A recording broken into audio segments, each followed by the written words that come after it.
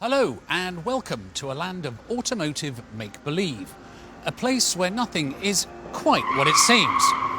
I know it looks like I'm walking down the middle of a New York street, and I know this looks like a Ford Mustang, but neither is real. I'm actually in LA on the back lot at the Paramount Studios, and this isn't a Ford Mustang. This is any car you want it to be.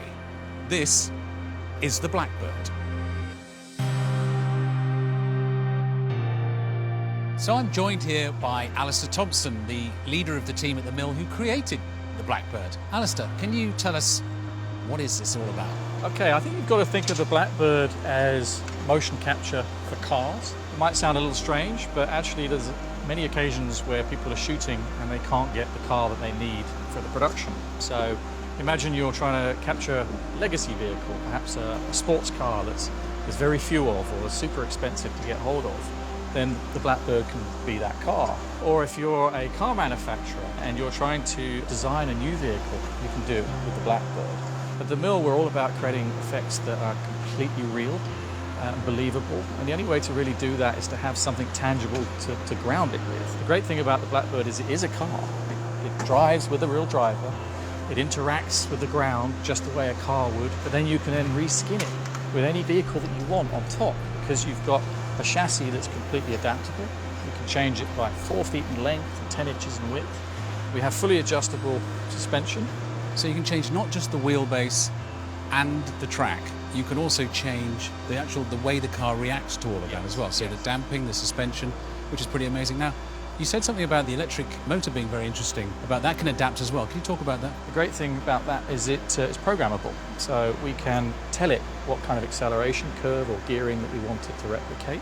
It can also output all of its data, so we can know exactly what it's been doing. And then we can marry that with the technical stuff that we have on here to recreate reflections in the environment around it.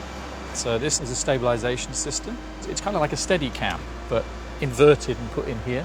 We have 4 cameras on there that are all stitched together to give us the world photographically.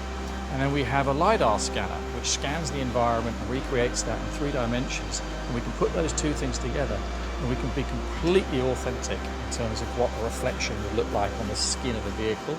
And we get the authenticity from the driver and the actual car itself driving along. Wheels on the ground, suspension moving to every bump in the road, etc. You want to drive? I do, thank you. I was waiting for you to ask. Let's go. So that's the Blackbird, the film industry's newest and greatest new toy. It's clever, it's really clever, but it's not quite perfect just yet. For instance, it can't become a full-size truck, but then they can fix that in Blackbird 2.0. So for now, the only question that really remains is which car Blackbird thinks I should be driving home in. Prius? I think I'll walk.